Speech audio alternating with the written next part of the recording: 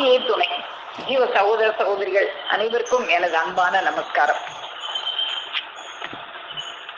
செம்பொருள் செவ்வான செம்மேருவாம் நமது குல தெய்வம் பிரம்ம பிரகாசமை வெளிச்சாலை ஆண்டவர்களது பொற்பாதம் போற்றி பணிந்து நமஸ்கரித்து இன்றைய பகிர்வை நாம் துவங்குவோம்.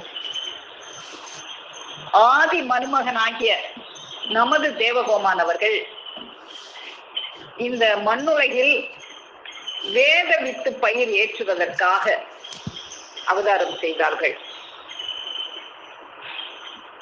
அந்தந்த 12 காலங்களிலெல்லாம் இந்த நீநிலத்தில் வேறு வேறு நாமம் பூண்டு அவதரித்தவர்கள் இந்த கலியுக கடைசியில் வேத வித்து பயிர் ஏற்றுவதற்காக இந்த மேதினிக்கு வந்து அவதரித்தார்கள்.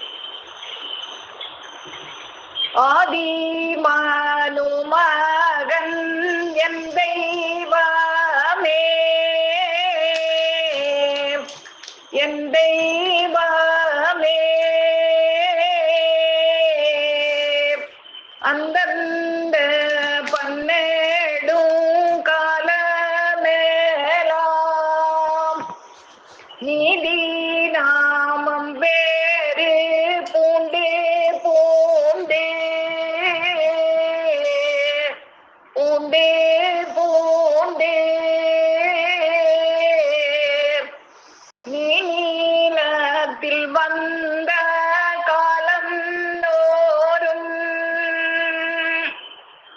ஓகி மூத்திரி தெங்கள்கை தந்து எங்கள்கை தந்து உற்ற கலியுகத்தின் கடையில் வேத வீட்டு பயிரேற்றுதற்கு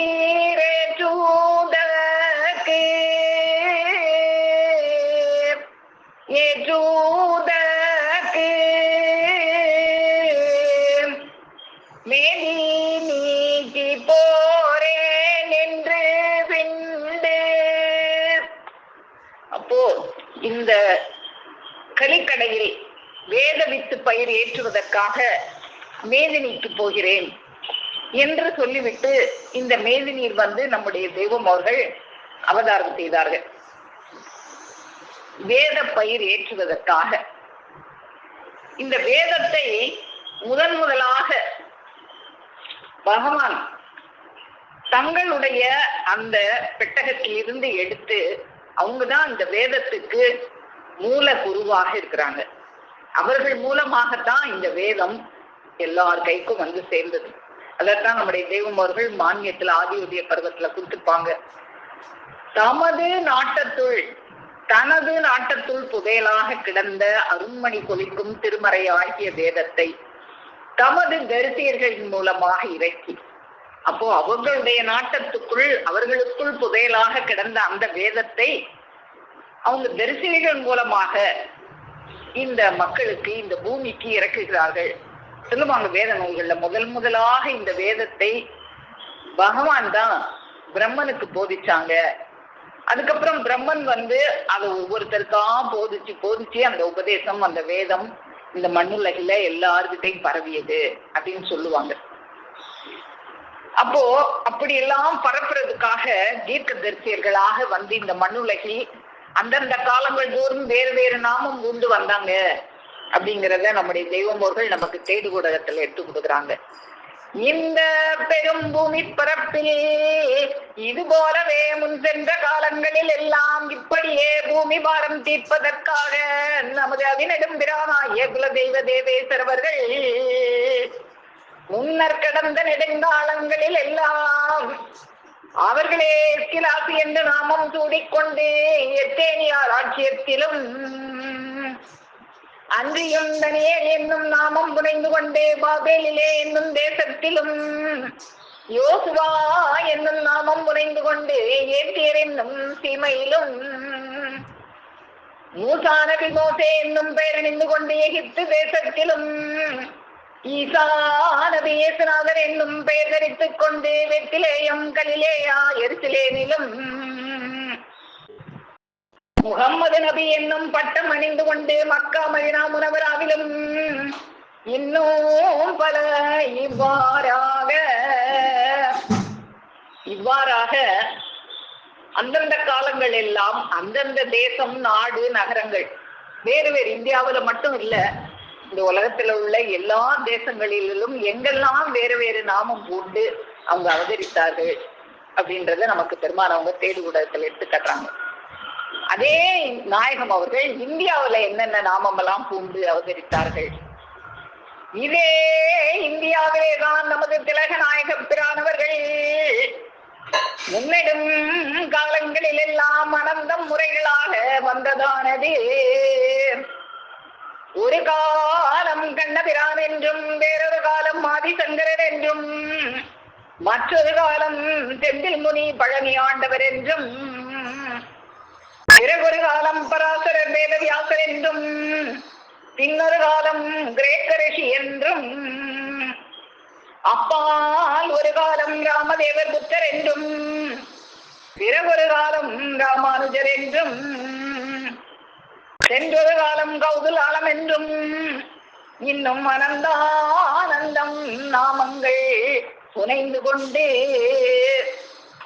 இப்படி வேறு வேறு நாமங்கள் புனைந்து வேறு வேறு நாமம் பூண்டு பூண்டு பூண்டு இந்த மேதினிக்கு அவங்க எப்படி எல்லாம் அவதாரம் செய்தார்கள். வேறு வேறு நாமம் பூண்டு பூண்டு பூண்டு இந்த மண்ணுலக மக்களை கரையேற்றுவதற்காக, வேத வித்து பயிர் ஏற்றுவதற்காக அவதரித்த அவர்கள் இந்த கலியுக கடையில் வேத வித்து பயிர் ஏற்றுவதற்காக பெருமானவங்க வந்து அவதாரம் செய்தார்கள். எந்த குலத்துல வந்து அவதாரம் செய்தார்கள்? அதாவது தேசிக பிரபந்தம் அப்படிங்கிற ஒரு நூல்ல தேசிகர் அவங்க அருளி செய்யறாங்க, முதல் யுகமான அந்த கிரேதாயுகம், அந்த கிரேதாயுகம் முதல் யுகம். அந்த முதல் யுகத்துல முதல் குலமாக கருதப்பட்ட, இப்போ குலங்கள் வந்து பிராமணர் குலம் தான் முதல் குலமாக கருதப்பட்டது. அதுக்கப்புறம் சத்திரியர் அரசர் குலம், அதுக்கப்புறம் வைசியர் குலம், அந்த மாதிரி குலத்தை வந்து 4 பிரிவா பிரிச்சு வச்சிருந்தாங்க. பிராமண குலம், சத்திரிய குலம், வைசிய குலம், சூத்திர குலம், அந்த மாதிரி 4 பிரிவா பிரிச்சு வச்சிருந்தாங்க. அதுல அந்த முதல் குலமாக பிராமண குலம் கருதப்பட்டது. அந்த முதல் யுகத்துல, கிரேதா யுகத்துல, அந்த முதல் குலமாக கருதப்பட்ட அந்த பிராமண குலத்துல வாமன அவதாரமாக பெருமானவர்கள் வந்து அவதரித்தார்கள் அப்படின்னு தேசிக பிரபந்தம்ங்கிற நூல்ல தேசிகர் பெருமானவங்க குறிப்பிடுறாங்க. 2வது யுகமான திரேதா யுகத்துல வந்து 2வது குலமாக கருதப்பட்ட சத்திரிய குலத்துல ஒரு அரச பரம்பரையில மன்னராக, ஒரு இளவரசராக ராமபிரான் அவர்கள் வந்து அவதரித்தார்கள். அதுக்கப்புறம் 3வது யுகமாகிய துவாபர யுகத்துல அந்த 3வது குலமாக கருதப்பட்ட அந்த வைசிய குலம் என்று சொல்லப்பட்ட அந்த இடையர் குலத்துல வந்து கண்ணபெருமானாக அவர்களே அவதரித்தார்கள். அப்போ இந்த 3 குலத்திலே முதல் யுகத்துல முதல் குலத்திலும், 2வது யுகத்தில் 2வது குலத்திலும், 3வது யுகத்தில் 3வது குலத்திலும் அவதரித்த அந்த பெருமானவர்கள் இந்த 4வது கலியுகத்தில் 4வது கடைக்குலமாக கருதப்பட்ட ஒரு இஸ்லாமிய குலம், அதுல வந்து பெருமானவர்கள் நான் கடைசி படியில தான் வந்து பிறந்தேன் அப்படின்னு நமக்கு குறிப்பிட்டு காட்டுறாங்க. சைவம் தான் உன்னதத்தின் உச்சியில் இருந்த, சைவ மதம் உன்னதத்தின் உச்சியில் இருந்தது, இந்த இஸ்லாமிய மதம் வந்து கடைசியில உள்ளது அப்படின்னு சொல்லுவாங்க. மேல்தளத்தில் உள்ளது சைவம். பெருமானவங்க திருமைஞான குரல்ல நமக்கு இதை எடுத்து காட்டுறாங்க. திருமைஞான குரல் பக்கம் 172 பார்ப்போம். ஆகவே சைவம்தான் உன்னதத்தின் உச்சியில் முதற்படியில், அதாவது மேல்தளத்தில் உள்ளது. அவை அடுத்து ஒன்றின் கீழ் ஒன்றாக மற்ற மதங்கள் வந்தன. கடைசி படி, அதாவது கலிக்கடையில் உள்ளவர்களுக்கு தக்கபடி வந்ததுதான் இஸ்லாம். அதனால அந்த கடைசி யுகமாகிய கலியுகத்துல நான் அந்த கடைசி படியில தான் நான் வந்து பிறந்தேன். உங்களை எல்லாம் மேலாக பிறப்பித்து விட்டு நாம் போய் கடைசி படியாகிய அடித்தளத்தில் பிறந்தோம். ஏன் நான் வந்து அப்படி கடைசி படியாக நினைக்கப்பட்ட அந்த குலத்துல வந்து நான் பிறக்கணும் அப்படின்னா, உன்னை தூக்கி விழுங்குவதற்கென்றே நாம் அவ்வாறு பிறந்தோம். ஒரு கடைசி குலமாக கருதப்பட்டதுன்னா அதுல பிறந்தாதான் அதுல என்னென்ன குட்டுநாட்டெல்லாம் இருக்குன்னு தெரிஞ்சுக்கிறதுக்காகத்தான் நான் அதுல போய் பிறந்தேன். நாம் அதில் பிறந்தால்தான் அதில் குட்டெல்லாம் தெரிந்து அதை எளிதில் மிதித்தேற முடியும் என்று எண்ணியே நாம் அதில் போய் அவதரித்தோம். இப்படி நாம் பாரவான்கள் எல்லோருக்கும் கடைசியாக பிறந்ததால் தான் எம்மை சிறுமன் ஆத்தாள் என்று அந்த தேவ மனம் கவழும் நாவினர் தங்கள் செவ்விய திருவாயால் செல்லமாக அழைக்கிறார்கள். நாம் இப்படி கடைசியில் பிறந்திராவிட்டால் கடையனுக்கெல்லாம் கடையனாகிய கலிக்கடையனுடைய அபத்த போய் அனைத்தையும் கண்டுபிடித்து அதனை அதம் செய்திருக்க முடியுமா? முடியாது. அப்ப எதுக்காக அந்த கடைசி கலிகாலத்துல கடைசி படியாக கருதப்பட்ட அந்த இஸ்லாமிய குலத்துல நான் பிறந்தேன் அப்படின்னா, இந்த கடையனுக்கெல்லாம் கடையனாகிய இந்த கலிக்கடையனுடைய பொய் அனைத்தையும் கண்டுபிடித்து அதையெல்லாம் அதம் செய்வதற்காக, அதையெல்லாம் அழிப்பதற்காகத்தான் நான் அந்த கடைசி படியாகிய அந்த இஸ்லாமிய குலத்தில் அவதரித்தேன் என்று பெருமான் அவங்க அருளி செய்யறாங்க. அப்போ அந்த தேசிக பிரபந்தத்துல அவங்க பெருமான் அவங்க சொன்ன மாதிரி முதல் யுகத்துல முதல் குலத்துல வாமன மூர்த்தியாக, இரண்டாவது யுகத்துல இரண்டாவது குலமாகிய சத்திரிய குலத்துல ராமபிரானாக, மூன்றாவது யுகத்துல இடையர் குலத்துல மூன்றாவது குலமாகிய இடையர் குலத்தில் கண்ணபெருமானாக, இப்போ இந்த நான்காவது கலிக்கடையில் கடைப்படியாக கருதப்பட்ட அந்த இஸ்லாமிய குலத்தில் மெய்வெளிச்சாலை ஆண்டவர்களாக அவர்கள் அவதாரம் செய்து, எதற்காக அப்படி அவதாரம் செய்தார்கள் அப்படின்னு பெருமான் அவங்க கொடுக்குறாங்க. ஒரு விவசாயம் செய்வதற்காக. என்ன விவசாயம்? வேத வித்து பயிர் ஏற்றுவதற்காக அவதாரம் செய்வேன் என்று பெருமான் அவங்க அருளி செய்றாங்க. வேத விவசாயம், இந்த விவசாயம் அதாவது இந்த ஜென்மப்பிணியை தீர்ப்பதற்காக, ஜென்மப்பிணிக்குரிய விவசாயம் செய்வதற்காக, இந்த பசிப்பிணி சங்காரத்திற்காக ஒரு விவசாயம் இருக்கு. பெருமான் அவங்க நமக்கு அருளி செய்வாங்க மான்மியத்துல அந்த ஜீவ சிம்மாசன பருவத்துல பசிப்பிணியின் சங்காரத்தினுக்காக. இந்த பசிப்பிணின்னு நமக்கு ஒரு பசி வருதே, அதை சங்காரம் பண்ணணுமே, அதுக்கு என்ன செய்யணும்? விவசாயம் செஞ்சா தானே அந்த பசிப்பிணி தீரும். அப்போ அதுக்கு என்ன விவசாயம் செய்யறாங்க?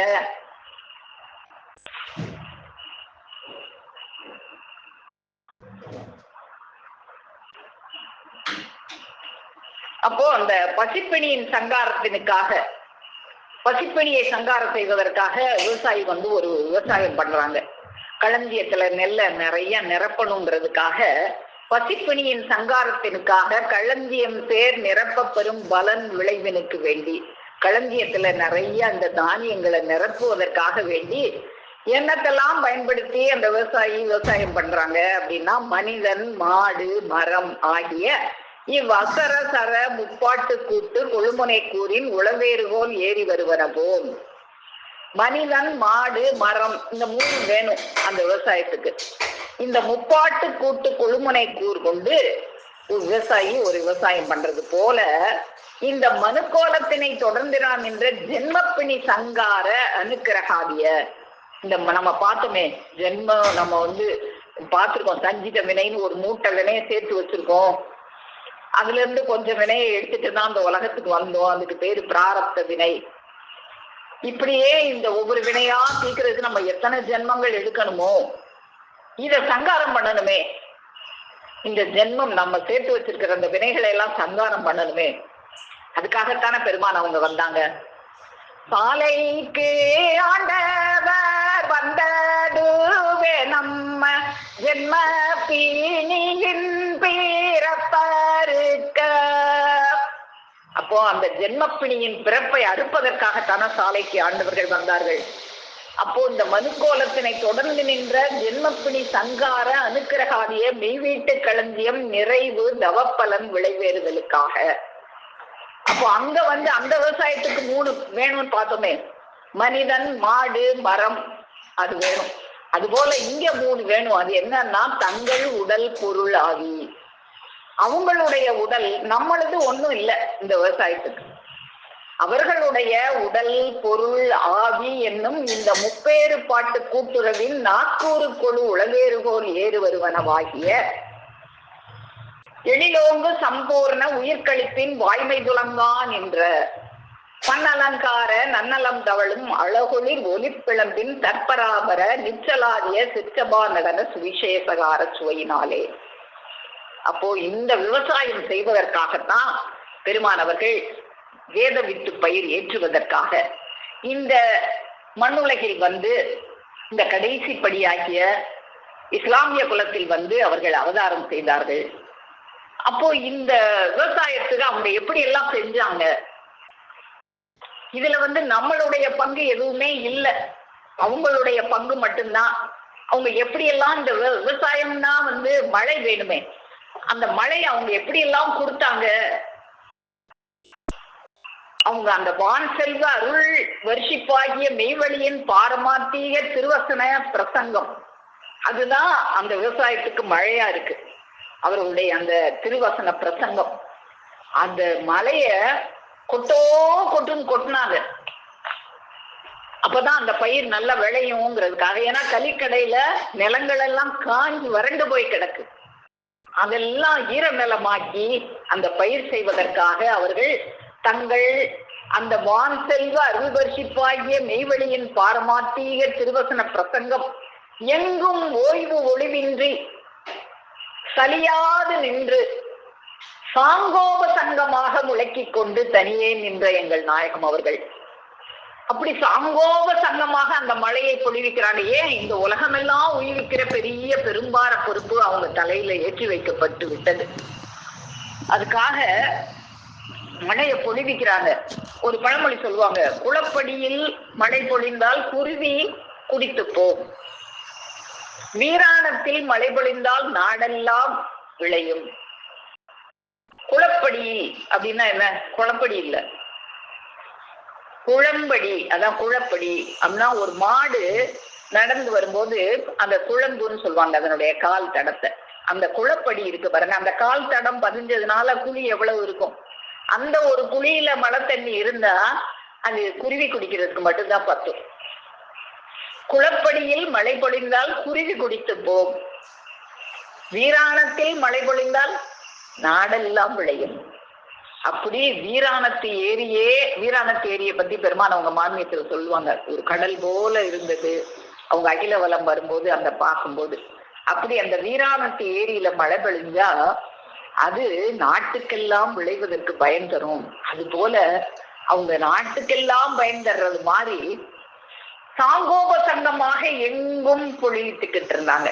ஏன் அப்படின்னா இது கலிக்கடை. இந்த கலிக்கடையில எங்கேயும் நாடு அருங்கோடை பாலைவனமாக இருக்கு. எவ்வளவு மழை பெஞ்சாலும் அந்த மழை நீரை உறிஞ்சி குடித்து விடுகிற அவ்வளவு கொடூரமான ஒரு பாலைவனமாக இருக்கிறது. அதுதான் நம்மளோட பெருமானவர்கள் திருமஞானத்துவல் திருவாக்கியம் 50 நமக்கு எடுத்து காட்டுறாங்க. நாம் மனைவி, மக்கள், ஆடு, மாடு, தேசாதிபத்தியம் முதலிய சகல சம்பத்தோடும் வாழ வேண்டும். இதுதான் மக்களுடைய ஆசையா இருக்கு. இந்த மெய்யை பெற வேண்டும்ங்கிற எண்ணமே கிடையாது. நாம் நல்ல மனைவி, நல்ல மக்கள், நல்ல ஆடு, மாடு, தேசாதிபத்தியம், செல்வ சிறப்பு, வீடு, காரு, பங்களா அப்படின்னு நான் வாழணும். இந்த எண்ணம் தான் அருங்கோடை பாலைவனம் அப்படின்னு சொல்றாங்க. அதுவே நமக்கு பெரிது, நமக்கு வேண்டியது அவைகளே என்ற மூவாசைக்குரிய எண்ணம் விரிந்து படர்ந்து உன்னை அழுத்தி கொண்டிருப்பதும், இன்னும் அது உன்னை சிவநிலையில் ஒட்ட வைக்கும் சிவநிதி அமுது ஒரு துளி கூட உன் செவிவாயில் வந்து விழாதபடி தட்டி விட்டு கொண்டு நிற்பதும். அது மட்டும் இல்ல, நம்ம பார்த்தோம் இது நலம் தரும் வழிக்கு பெரும் எதிரிகள்னு பார்த்தோம். இது நன்மை தராதது மட்டும் இல்ல, நன்மை தர்ற பொருளுக்கும் இது எதிரியா வந்து நிற்கும். உதவி செய்யாட்டாலும் பரவாயில்ல, உபத்திரம் செய்யாமையாவது இரு அப்படின்னு சொல்லுவாங்க. அது போல இது உதவி செய்யாதது மட்டுமல்ல, உபத்திரமும் செய்யக்கூடியது. தட்டி விட்டு இந்த மெய் வார்த்தைகள் மழை சாங்கோப சங்கமாக குட்டிக்கிட்டு இருக்காங்களே, நம்ம பார்த்தோமே. குளப்படியில பெஞ்சா குருவிதான் குடிக்கணும், வீரான தேரியில பொழிஞ்சு கடல் மாதிரி கொடுத்துக்கிட்டு இருக்கிறாங்க. அது செவி வாயில வந்து விழாதபடி தட்டி விட்டுக்கிட்டு இருக்குது இந்த மூவாசைக்குரிய வெப்பம். மேற்கொண்டு அவ்வாறான அதோகதி நிலையில் நீ சிக்கிக் கொண்டிருக்கிறாய் என்பதை துளி கூட உணர முடியாதபடி உன்னை அவாந்திர எல்லையில் வைத்துக் கொண்டிருப்பதுமாகிய அந்த கனம் கொண்ட அழி எண்ணத்தையே அருங்கோடை என்றோம். இந்த கனம் கொண்ட அழி எண்ணம் இருக்கே, இதுதான் கோடை. தப்பி தவறி சிவநிதியாகிய மதிச்செல்வம் ஒரு சில துளி அதன் பால் வந்து விழுந்தாலும் அங்கு கப்பி இருக்கும் மூவாசைக்குரிய வெப்பத்தின் நிரந்தர ஆட்சி வலுவால் அதை உறிஞ்சி குடித்து விடுகிற அவ்வளவு கோடை. தப்பி தவறி அதுல அந்த சிவநிதி வந்து விழுந்துட்டா கூட, அதுதான் சாங்கோப சங்கமாக பெருமான் அவங்க வான்கொடையாக குடுத்துட்டே இருக்காங்களே, அது தெரியாம காதுல வந்து விழுந்தா கூட அதையும் உறிஞ்சி குடிச்சிருது. எப்படி காஞ்ச மண்ணுல மழை தண்ணி விழுந்தா அந்த மண் உறிஞ்சி குடிச்சிருமோ அது போல உறிஞ்சி குடிச்சிருது. மூவாசைக்குரிய அந்த வெப்பத்தை மாற்ற திட்டமிடுறாங்க பெருமான் அவர்கள். மாற்ற திட்டமிட்டு வேணுமென்று சிவமலை இடைவிடாது வர்ஷித்தாலும் பிளந்து கொண்டு கொட்டினாலும் மழை பிளந்துகிட்டு கொட்டுது, அடைமழையா பெய்யுது. அழிவுக்கு ஏதுவாகிய தன்னறிவு எண்ணங்களும் செயல்களும் கோடாகோடியாக அங்கு மலிந்து கிடப்பதால் அந்த ஆலவாயனின் திருவருள் திருநீற்று வர்ஷிப்பு அனைத்தையும் பயனற்று போக உண்டுவிட்டு சிவமுளை காணவிடாத வெறுமை நிறைந்திருப்பதால், முளைக்கணுமே, தண்ணி விழுந்த உடனே அதுல ஏதாவது பயிர் முளைச்சு வரணுமே, சிவமுளை முளைச்சு வரணுமே, ஒரு முளையையும் காணுமே. அப்போ அது பாலைவனம் தானே. பாறையில போய் கடுமையான வெப்பத்துல சூடா இருக்கிற பாறையில போய் தண்ணியை தெளிச்சா ஆவியா போயிருமே, அந்த மாதிரி போய்கிட்டு இருக்கு. நெய் விளைவே இல்லாம இருக்கு. அவங்க விவசாயம் பண்ண வந்தாங்க, விளைவிக்கவே முடியல.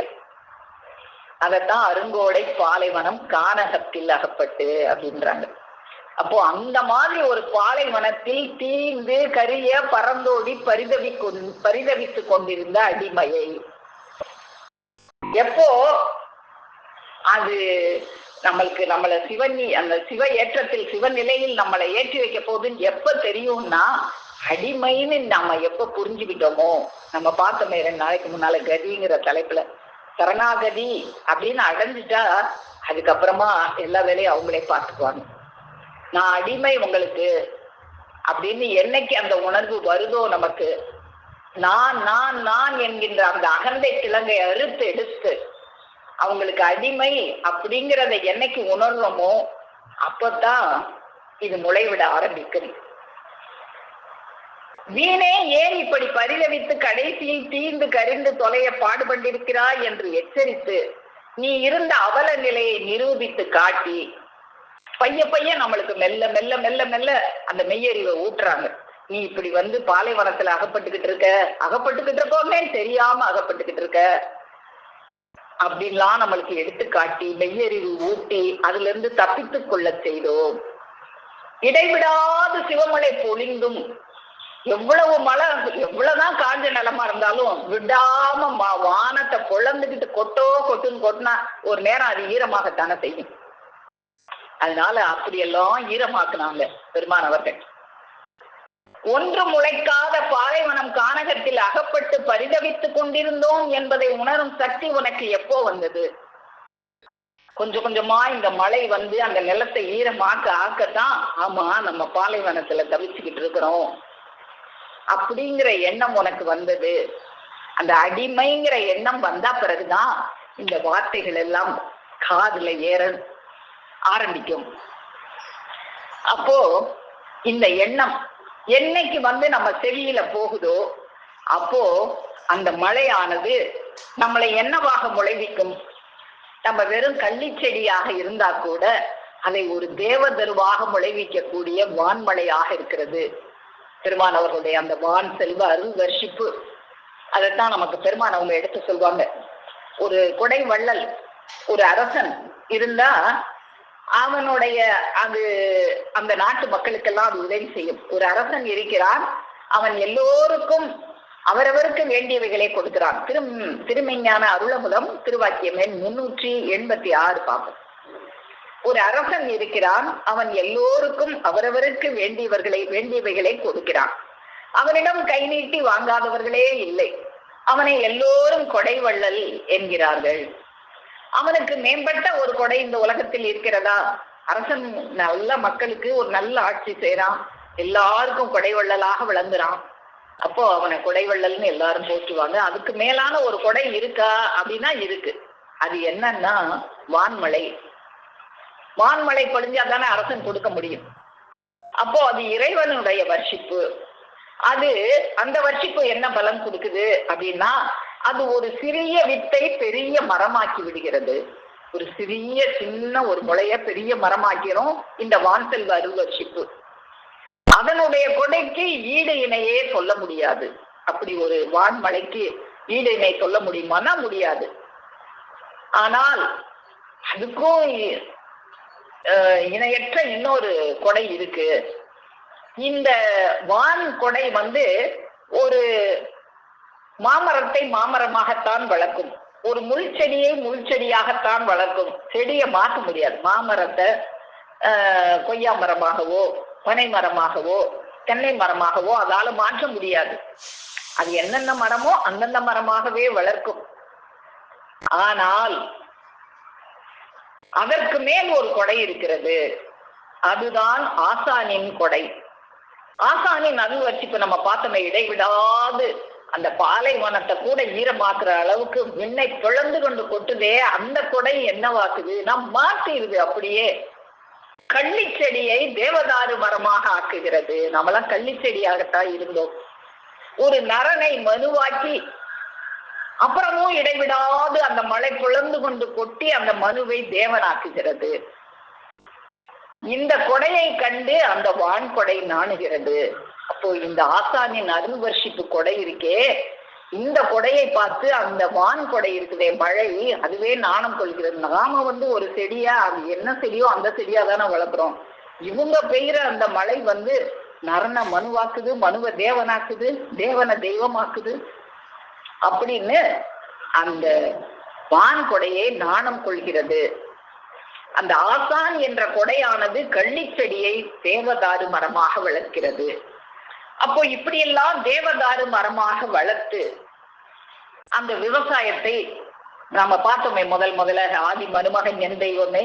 அந்தந்த காலமெல்லாம் வேத வித்து பயிர் ஏற்றுவதற்காக வேறு வேறு நாமங்கள் பூண்டு இந்த மண்ணுலகத்திற்கு வந்த அவர்கள் இந்த கலிக்கடையில் வேத வித்து பயிர் ஏற்றுவதற்காக ஆண்டவர் என்னும் நாமம் புனைந்து கொண்டு இந்த மண்ணுல இந்த விவசாயத்தை எப்படி எல்லாம் செய்யறாங்க, எப்படி எல்லாம் மழையை பொழிவிக்கிறாங்க. அதுக்கு நாம என்ன செய்யணும்? நாம இந்த வீடு வாசல் மனைவி மக்கள் தேசாதிபத்தியம் ஆடு மாடு செல்வம் வீடு மனை காருன்னு அந்த வெப்பத்திலே இருக்கணுமா? இல்ல, இதெல்லாம் ஒன்றும் பயன் தராது. நாம இந்த பிறவி பிணிங்கிற ஒரு சுழற்சியில சிக்கி கொண்டு தவிச்சுக்கிட்டு இருக்கோன்னே தெரியல. இதுல சிக்கி தவிச்சுக்கிட்டு இருக்கிற இதுல இருந்து மீட்சி அடையணும்னா நாம என்னவாகணும்னா அவங்களுக்கு அடிமையாகணும். அடிமையாகிற வரைக்கும் தான் நம்ம வேலை. நம்ம பார்த்தோம் நேத்து, சரணாகதி ஆயிட்டோம்னா அதுக்கப்புறம் அவங்க வேலை. எனக்கு ஒண்ணுமே தெரியாது, என்னை காப்பாத்துறதுக்கு வேற யாரும் இல்லை, யாரும் இல்ல. வீடு மனை வாசல் காசு பணம் எதுவுமே காப்பாத்தாது. அந்த இறுதி நேரத்தில் எவர் உதவியும் எட்ட முடியாத அந்த யமன்பதி எல்லையில், அப்போ அந்த இடத்துல காப்பாற்றக்கூடிய ஒரு துணையை நம்ம தேடிக்கொண்டு அந்த சரணாகதி அடைஞ்சிட்டா அதுக்கப்புறம் அவங்க வேலை. சரணாகதி அடைஞ்சவன், அவனுக்கு பேருதான் வேத நூல்கள்ல பிரபன்னன் அப்படிங்கிறாங்க. இந்த பிரபன்னனுடைய அந்த சாவு எப்படி இருக்கும்? இந்த பிரபன்னன் ஆகாம இந்த அருங்கோடை பாலைவனத்திலே சிக்கிக்கிட்டு இருந்தான்னா அவனுடைய சாவு எப்படி இருக்கும்? அந்த சாவுடைய நேரத்துல அதுக்கப்புறமும் அவங்க எப்படி எல்லாம் நம்மள அந்த பரமபதத்தை நோக்கி அழைச்சிக்கிட்டு போறாங்க. அந்த பரமபதத்துல போய் நம்ம அடைய போற பதவி என்ன அப்படிங்கிறத பத்தி எல்லாம் தேசிக பிரபந்தம் அப்படிங்கிற ஒரு நூல்ல நான் படிச்சேன். அதுல நமக்கு கொடுக்குறாங்க. அதை நம்ம தொடர்ந்து நம்ம பார்க்கலாம். இன்னைக்கு அதை ஒரு சுருக்கமா மட்டும் பார்ப்போம். அதுல நாம இந்த பரமபதம் அடைகிறதுக்கு படிகள் இருக்கு. அதுல முதல்ல 5 படிகள் தான் நம்மளுடைய வேலை. மீதி படிகள் எல்லாம் முதல் 5 படிகள்ல நம்மளா ஏறணும். மீதி மொத்தம் 9 படிகள் இருக்கு. அந்த மீதி படிகள்ல இறைவனே நம்மளை கையை பிடிச்சு ஏற்றி கூட்டிட்டு போயிடுவாங்க. அந்த 5 படி வரைக்கும் நம்ம ஏறிட்டா, அப்போ அந்த 5 படிகள்ல நம்ம ஏறணுமே. அது எப்படி ஏறணும், அந்த படிகளுக்கு பேர் என்னன்னா, முதல் படி விவேகம், இரண்டாம் படி நிர்வேதம், மூன்றாம் படி விரக்தி, நான்காம் படி வீதி, ஐந்தாம் படி பிரசாதனம். இந்த 5 படி தான் நம்ம ஏறணும். இந்த 5 படி என்னென்ன, 5வது படி பிரசாதனம் இருக்கே, அதுதான் அந்த சரணாகதி அடைகிறது. அப்படி சரணாகதி அடைஞ்சிட்டா அப்புறம் நமக்கு வேலையே இல்லை. அதுக்கப்புறம் அவங்க வேலை. அப்ப அவங்க வேலை என்னென்னவெல்லாம் இருக்கு அப்படின்னா, உத்கிரமணம், உத்கிராந்தி அப்படின்னா நம்மளை புறப்பட்டு கூட்டிட்டு போறது அந்த பரமபதத்தை நோக்கி. அந்த உத்கிராமணம். அர்ச்சிராதி, அர்ச்சிராதினா மார்க்கம், பாதை. பெருமான் அவங்க சொல்லுவாங்க மெய்வழி பாதை. அந்த பரமபதத்துக்கு போறதுக்கு மெய்யான பாதை. அந்த பாதையில நம்மளை எப்படி அழைச்சிட்டு போறாங்க. திவ்ய தேச பிராப்தி. அதுக்கப்புறம் அந்த திவ்ய தேசத்தை நம்ம எப்படி பிராப்தி அடைகிறோம், எப்படி பெறுகிறோம். பெற்ற பிறகு பராப்தி. பராப்தினா அதுவே நிலையா இருப்போம், அதுக்கப்புறம் வரவே மாட்டோம் இந்த பூமிக்கு. இந்த நிலையான பதவி எப்படியெல்லாம் நமக்கு அவர்கள் வழங்குகிறார்கள். அப்போ முதல் 5 படியை நாம எப்படி கடந்து போகணும். இதை கடந்துட்டோம்னா அடுத்த படிகளில் எல்லாம் அவர்கள் எப்படியெல்லாம் நம்மை அழைத்து செல்லுகிறார்கள் என்பதை பற்றியெல்லாம் நாம் தொடர்ந்து வருகிற சபைகளில் பார்ப்போம் என்று கூறி, என் முட்டிப்பேருரை மேலும் மேலும் முழங்கும் என்று கூறி உங்கள் அனைவரிடமிருந்து விடைபெறுகிறேன். அனைவருக்கும் நமஸ்காரம். ஜீவ சகோதரி சாலை குமாரி அக்கா அவர்கள். கொஞ்சம் பேர் தான் வந்திருக்கோம். ஒருத்தர் 2 பேர் பேசினாலும் சபைதான். அது போல தெய்வம் அவங்க இன்னைக்கு அக்கா அவங்க கதியை பத்தியே நமக்கு பேசியிருந்தாங்க. நம்ம அந்த கதிங்கிறது அந்த தெய்வம் திருவாக்கியத்துல 50வது அருங்கோடை பாலைவனங்கிறதுக்காக அப்படியே எடுத்து அவங்க கொடுத்தாங்க. அப்ப நம்ம எப்படி இருக்கோம் அப்படிங்கிறது முதல் எடுக்கும் போதே சொன்னாங்க, அந்த ஆதி மனுமகன் என் தெய்வமே. அது வேத விட்டு பயிர் ஏற்றுவதற்காகத்தான் தெய்வம் வந்தாங்க. அப்போ விவசாயி ஒரு பயிர் ஏற்றானா நம்ம வயிற்றுக்கு உணவு அருந்துறதுக்காக அந்த விவசாயி பண்ணதாக நம்ம பசியாடிட்டு இருக்கோம். அப்ப அந்த விவசாய தெய்வம் அது என்ன விவசாயமா பண்ணியிருக்காங்கன்னா, வேதம் தான் வித்தாக இருக்கிறது, அது பயிர் ஏற்றுவதற்காக வந்தாங்க அப்படிங்கிறதுக்காக அந்த களிக்கடையில நமக்கு வந்திருக்காங்கன்ற ஒரு பாடல் எடுத்து படித்தாங்க. ஆதி மனுமகன் என் தெய்வமே, அந்த 12 காலம் எல்லாம் அப்படி அந்த முழு பாடலை படிச்சு அதுக்கு அர்த்தத்தையும் கொடுத்தாங்க. அப்போ மண்ணுலகத்துல அந்த தெய்வ தேடு உலகத்தையும் பாடல் எடுத்து அக்கா படிச்சாங்க. படிச்சுட்டு அதுக்கப்புறம் நாயகம் அவர்கள் அவர்கள் ஒரு காலத்துல செந்திலாக முனிவர்களாக இருந்து எல்லாமே பூண்டு அவதாரம் செய்து வந்தாங்க கலியுகத்துல. அப்ப பிரபந்தம் இப்படி எல்லாம் இருக்கு அப்படிங்கிறதையும் எடுத்து கொடுத்தாங்க. இப்படி எடுத்து கொடுத்து மெஞ்ஞான பொருள் திருவாக்கியத்திலையும் அவங்க பக்கம் என்ன 172வது பக்கத்திலேயே எடுத்து காமிச்சாங்க. இப்ப நமக்கு எதுக்கு வந்தாங்க அப்படிங்கிறதையும் தெய்வம் நமக்கு வேதம் தான் வித்தாக இருக்கிறது, அது மூலியமா தான் நாம் பெற முடியும். அதை பெற்றதுக்கு தெய்வம் அந்த ஒரு 72வது பக்கத்திலேயே தெய்வம் அந்த கலியுகத்து 4 இதுல பிறந்து கடைசி யுகத்துல அவங்க இஸ்லாம் மதத்துல பிறந்து அந்த தெய்வம் தான் உன்னதத்தின் உச்சி முதற்படி, அதாவது மேல்தளத்தில் உள்ளது. அதை அழைத்து ஒன்றின் கீழ் ஒன்றாக மதங்கள் வந்தன. கடைசி படியில் அதாவது கலிக்கடையில் உள்ளவர்களுக்கு தக்கபடி வந்ததாம் இஸ்லாம். உங்களையெல்லாம் மேலாக பிறப்பித்து விட்டு நாம் போய் கடைசிப்படியாக அடித்தளத்தில் பிறந்தோம். ஏன் அப்ப தெய்வம் அந்த இஸ்லாம் மதத்துல பிறந்தது எதுக்கு அப்படிங்கிறது நமக்கு தெரியுமானா, எதை பிறந்தாங்க வளர்ந்தாங்க பாட்டியாரோட போனாங்க நம்ம பெற்றோம் அப்படின்னு தான் பொதுவாக பேசிட்டு இருந்தோம். ஆனா இவங்க தெய்வம் எதுக்கு நான் இஸ்லாம் மதத்துல பிறந்தேன் ஏன்னு ஒரு கேள்வி கேட்கிறாங்க. உன்னை தூக்கி விழுவதற்கென்றே நாம் அவ்வாறு பிறந்தோம். அப்போ அவங்க பிறந்தது எதுக்கு, நம்மள தூக்கி விழுவதற்கென்றே நாம் அவ்வாறு பிறந்தோம். மேலும் நாம் அதில் பிறந்ததால் தான் அதன் குற்றெல்லாம் தெரிந்து அதை எளிதில் மிதித்தேற முடியும். அது மிதித்து ஏற முடியும். அவங்க தூக்கி வாரி நம்மளை அந்த எமன்படி கடந்து வீர குண்டேறி அழியாத வாழ்வில் வாழ வைப்பதான் அறிவாக இருக்கிறது. அவங்க இஸ்லாம் மதத்துல பிறந்தது அதுக்காகத்தான். 4ஆம் மதத்துல அவங்க பிறந்து வந்தது. அது தெரிஞ்சு நாம் அதில் பிறந்ததால் தான் அதன் குற்றெல்லாம் தெரிந்து அதை எளிதில் மிதித்தேற முடியும் என்று எண்ணியே நாம் அதில் போய் அவதரித்தோம். இப்படி நாம் பாரவான்கள் எல்லோரும் கடைசியாக பிறந்ததால் தான் எம்மை சிரிப்பேன் ஆத்தாள் என்ற அந்த தேவ மனம் கமழும் நாவினர் தங்கள் செவ்வியர் இருவாய் செல்லமாக அழைக்கிறார்கள். நாம் இப்படி கருத்தையில் பிறந்திராவிட்டால் கடையனுக்கெல்லாம் கடையனாகி கடிக்கடையுடைய அபத்த பொய் அனைத்தையும் கண்டு பிடித்து அவனை அதம் செய்திருக்க முடியுமா? முடியாது. யாரை? யமனை. யமனை அதம் செய்ய முடியுமான தெய்வம் வந்துதான் யமன் எம் கை அடக்கமாக வைத்திருக்கிறார்கள்.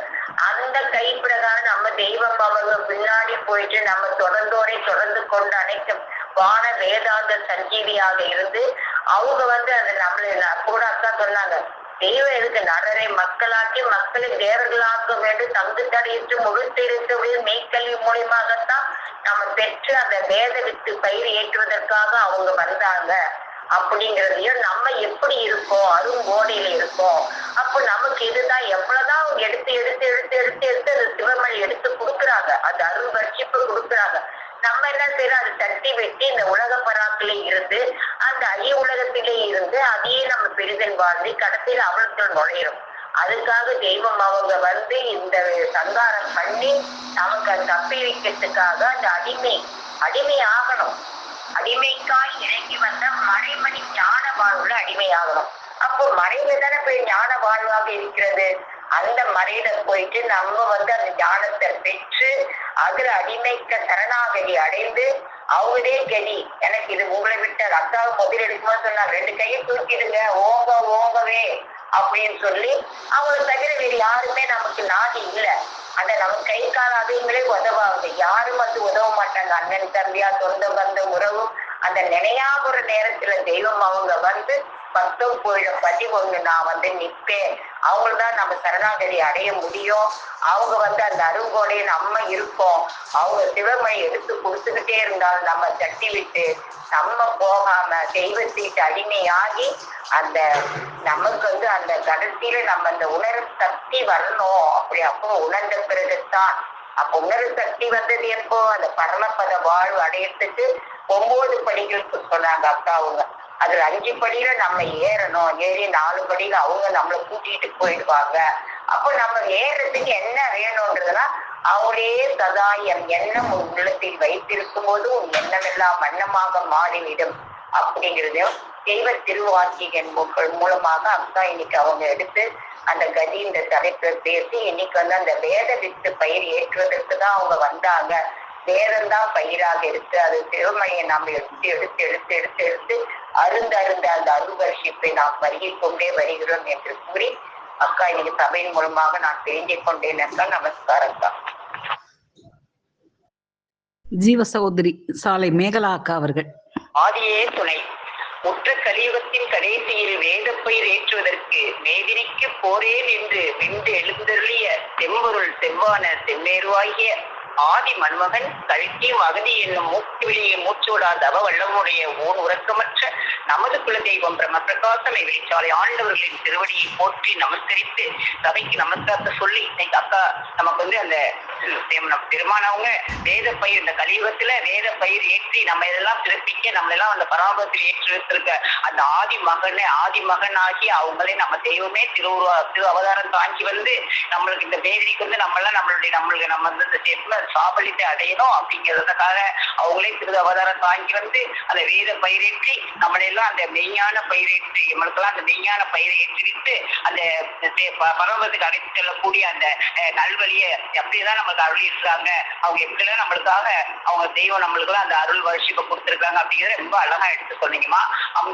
அப்ப நம்ம தெய்வம் தான் நம்மளுக்கு வேதமாக இருக்காங்க. அவங்கதான் வேதம் தான் அவங்களுடைய வேணியாக இருக்குது. அந்த மூல மந்திரம் தான் உயிராக இருக்குது. அப்ப அந்த வேதத்துக்கு மூல பொருள் நம்ம தெய்வம் தான். அப்ப அவங்கதான் நம்மளுக்கு அவங்களுக்குள்ள அந்த வேதமாகி அவங்களுக்குள்ள அந்த புதையில தான் நம்ம தீர்க்கதரிசியமாக மூலமாக அந்த அரசுமால் ஒவ்வொரு யுகத்திலையும் ஒவ்வொரு காலத்திலையும் நம்மளுக்கு அழித்து கொண்டே இருக்கிறாங்க.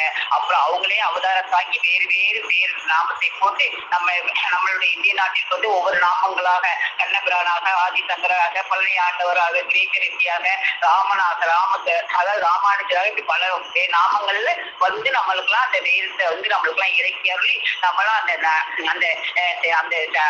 மெய்வெளிக்கு அந்த மெய்வெளி பயிரேற்றுவதற்கு அந்த மெய்வெளியாகி நம்மளெல்லாம் அந்த பயிரை அந்த வித்துக்களையால் நம்மளெல்லாம் எடுத்து நம்மளெல்லாம் அந்த பயிராக நல்ல பயிராக ஆக்கி நம்மளெல்லாம் அந்த பரமபதத்திற்கு அழைத்து செல்லக்கூடிய பெருமானாக இருக்கிறாங்க. அப்போ நம்மளுக்கு வந்து மூலப்புருஷர்கள் வந்து குளங்களை எல்லாம் வேறு வேறாக வகுத்து நம்மளுக்கு வந்து அவளெல்லாம் நெய்வில் நிரப்பிட்டாங்க. அது ஏன் எதிர்க்காகனா, அதாவது வயல் வந்து ஒரே வரப்பா இருந்தா அதுல பயிர் செய்ய முடியாது, வேளாண்மை செய்ய முடியாது, தண்ணீர் தேக்கி வேளாண்மை செய்ய முடியாது. அதனாலதான் அவங்க சாதிகளாக பிரித்து நமக்கு வந்து பாத்தி கட்டி நம்மளெல்லாம் அந்த மெய்ஞான பயிர் வளரும் பொருட்டு நமக்கெல்லாம் அந்த குளங்களாக மக்களை பிரித்து அந்த மெய் வழியில நடப்பித்தாங்க. அப்ப நம்ம தேவன் அந்த 4 குளங்கள்லையும் 4 இடத்துலையும் ஒவ்வொரு குளத்திலையும் அவதரித்த பெருமானாக, அதாவது பிராமண குலத்துல முதல் குலமாகி அந்த பிராமண குலத்துல வாமனாக அவதரிச்சிருக்காங்க. அப்புறம் அரச பரம்பரையில சத்திரிய குலத்துல வந்து ராமனாக அவதரிச்சிருக்காங்க. அப்புறம் துவாபர யுகத்துல வந்து இடையர் குலத்துல கண்ணபிராமனாக அவதாரம் பண்ணி, அடுத்து கலியுகத்துல அந்த கதை குலத்துல வந்து இஸ்லாமிய குலத்துல பிறந்து நமக்கு தெய்வ நம்மளுடைய ஆண்டவங்களாக அவதரித்து நம்மளுக்கு அந்த கடைசி குலத்துல பிறந்து அந்த கடைசி அந்த கடை கலியனாகி அவனுடைய அதத்தெல்லாம் கண்டுபிடிச்சு அதையெல்லாம் மிதித்து ஏறுறதுக்காக தான் அந்த கடை குலத்துல பிறந்தது. அப்படி கடைசியா பெண்ணாளாக கடைசி குலத்துல பிறந்தாலும் அவங்களுக்கு திரு பெண்ணாள் ஆத்தாள் அப்படின்னு சொல்லி அவங்க அந்த தேவ மனம் கமலும் திருவாயால அவங்களுடைய குருபிரான் அவங்களை அவ்வாறு செல்லமாக அழைக்கிறாங்க.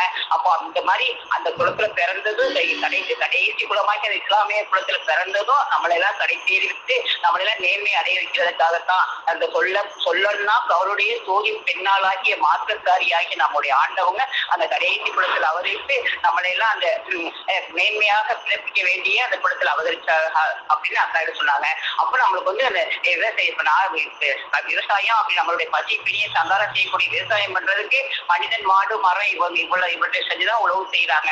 அப்போ நம்மளுடைய தெய்வம் அந்த நமக்கு அந்த மனு பொழுத்துல பிறந்த நம்மளுடைய செம்மன் பிணியை தீக்குவதற்கு அந்த பிடிமை என்கிற தரத்திலே நம்மளாம் அண்டாம இருக்கிறதுக்கு நம்மளாம் தெய்வ பிறப்பு அடைவதற்காக அவங்க உடல் பொருள் ஆவி அப்படி எல்லாத்தையுமே கர்த்தம் செய்து அவங்க வந்து அந்த அவங்களுடைய நம்மளுடைய அருங்கோடை பாலோனமாக வெறுமை நிலமாக எவ்வளவோ மூவாத்தைக்குரிய வெப்பத்தினால அருங்கோடையாக கிடைக்கிற நம்மளுடைய அந்த மனத்தை எல்லாம் செம்மைப்படுத்துவதற்காக அவங்களுடைய அந்த பாரமாத்திக திருவசனத்தை மலை போல நம்மளுக்கு அந்த திருவசனங்களை அந்த ஆழவாய்மை திருவர்ஷிப்பை தினமும் நமக்காக அருளி செய்து அந்த கள்ளிச்செடியாக நம்மளெல்லாம் தேவன் தருவாக மாற்றக்கூடிய பெருமானாக நமக்கெல்லாம் நம்ம தெய்வம் கிடைச்சிருக்காங்க.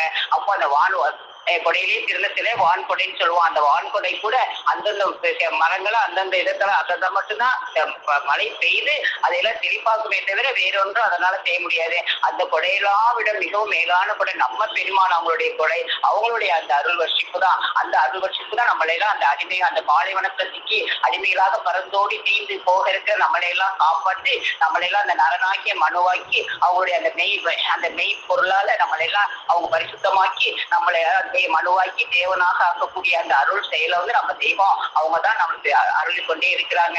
அப்போ நம்ம வந்து அப்படிப்பட்ட பெருமான் கிடைக்கக்கூடிய வசந்த காலத்துல நம்ம எல்லாம் இருக்கிறோம். இப்படி ஒரு சம்பாதனைனா யாருக்குமே அரசனுக்கு கூட சம்பாதனை கிடைக்காது. அப்படிப்பட்ட பெருமானை கொண்ட பெருமானை பெற்ற நம்ம எது வந்தால் என்ன எது போனால் என்ன, நமக்கு அந்த பெருநிதியம் அளித்த பெருமான் நம்மோட இருக்கிறாங்க, நம்மளுடைய தெய்வம் இருக்காங்க. அந்த மலையில அந்த வைரமலையில சாய்த்து கொண்டாலே போதும், நம்ம நினைவை அவங்க மேல வச்சாலே போதும், அவங்க நம்மளெல்லாம் காக்கக்கூடிய பெருமானாக நம்மளெல்லாம் அந்த மெய் பயிரேற்றி அந்த ஊரான ஊர் பயிர்ப்புத ஊர்ல நம்மளெல்லாம் சேர்ப்பிட்டு நம்மளெல்லாம் அந்த பரமபதத்துக்கு அழைத்து செல்வாங்க அப்படிங்கிறத விளங்கி கொண்டேமா. நமஸ்காரமா. ஜீவ சகோதரி சாலை அமிர்தவல்லி அக்கா அவர்கள். சபையில் அனைவருக்கும் அன்பாக நமஸ்காரம். நம்ம வந்து கதி மோட்சத்துல இரவனே கதி என்றது எப்படி நம்மளுக்கு அந்த வித்தி தருகிறார்கள் பேச்சுக்கிறோம். கதி மோட்சத்துக்கு ஆசைக்காக வேற வித்த பயிர் ஏற்றுவதற்கு வேதிக்கு போலேன் என்று இந்த பூமியில வந்து நம்மளுக்கு எல்லாருக்கும் அந்த வித்தி அனுபாதிக்கத்தான் அவங்க ஸ்ரீமதமான இஸ்லாத்துல வந்து கொடுக்குறாங்க. சைவமதத்துல வந்து சைவமதம் வைணவமதம் எல்லாம் இருந்தாலும் கடைசியில ஒவ்வொரு இடத்துக்கும் ஒவ்வொரு பெருமான வந்து அவர்களுக்கு கடைசியில வந்து இஸ்லாத்துல வந்து தெரிஞ்சது. நம்ம எல்லோரும் தூக்கி அந்த முஸ்லிம் ஏற்றுதான் இருந்தாங்க. வேதவித்த பயிர் ஏற்றுவதற்கு விவசாயம் வந்து நம்ம சூழப்பட்டியை போக்குறதுக்கு சங்காரம் பண்ணுறதுக்கு ஒரு விவசாயி பயிர் செய்கிறாங்க. ஆனா நம்ம தெய்வம் வந்து இந்த மனுக்குல மக்கள் எல்லாருக்கும் உள்ள ஜென்மப்புரிய நீக்க சங்காரம் செய்வதற்காக தீவனத்துல வந்து இஸ்லாத்துல வந்து தெரிஞ்சிருக்காங்க. அவங்கதான் வந்து அவங்க உடல் பொருள் ஆவியெல்லாம் தத்தம் செய்து இந்த பிணியை போக்கும் அருள் வருஷப்பாக அருள்மொழியை பொய்ந்து பொய்ந்து நம்மளுக்கு அந்த வேலை விட்டு பயிர் ஏற்றுகிறார்கள். ஏதோ முடிக்காத பாலைவனத்தை இருந்த நம்மை அவரை இடைவிடாத சிவமொழி பொய்ந்து நம்ம அழி எண்ணத்தெல்லாம் மாற்றி அழிந்து போயிருக்கின்ற நம்மளுடைய இந்த தேகத்தெல்லாம் மாற்றி அழியாத சோழனை தருவதற்காக நாம் அவருக்கு அருமையானதுன்னா அவர் நம்மள அந்த சூழ்நிலையை ஏற்றி இருக்கிறார்கள். வான்வழி மாம்பழ மரத்தை மாம்பழமாக தான் வளர்க்கும், தேவதாறு மதத்து தேவதாறு மரத்து தான் வளர்க்கும். ஆசானி அருள் வரிசை வரவை மனுவாக்கி மக்களை வேதலா ஆக்கிட்டு அந்த வான்கொடி மழை. அதுக்கு நாம அவங்களுக்கு சரணாகதி முழு சரணாகதி அடைய வேண்டும். அதுதான் நாம முதல்ல 4 படி முன்னாடி எரிச்சுக்கோன்னா நீ 3 எரிச்சு நான் 3 அடி எட்டி முன்னாடி வைக்கிறேன் அப்படிங்கிற காலத்துல நான் தான் இருக்கேன். நீ எண்ணத்துல இந்த பதவி வச்சா உன் எண்ணமெல்லாம் வண்ணமாக மாத்துறேன் அப்படின்னு தெய்வம் எனக்கு எல்லாருமே சொல்லுகிறார். முதல்ல 5 படி நம்ம ஏதுனா இது எல்லா படியும் அவங்களை நம்ம தூக்கி நம்மளை முக்கிய விஷயம் ஏற்றுக்கிறார்கள். சபையின் மூலமாக கொண்டேன்னு மீண்டும் மீண்டும் சொல்றேன். நமஸ்காரம் அக்கா. தெய்வ திருவாக்கியங்களால் சபையை அலங்கரித்த ஜீவ சகோதர சகோதரிகள் அனைவருக்கும் எனது அன்பான நன்றி கலந்த நமஸ்காரம்.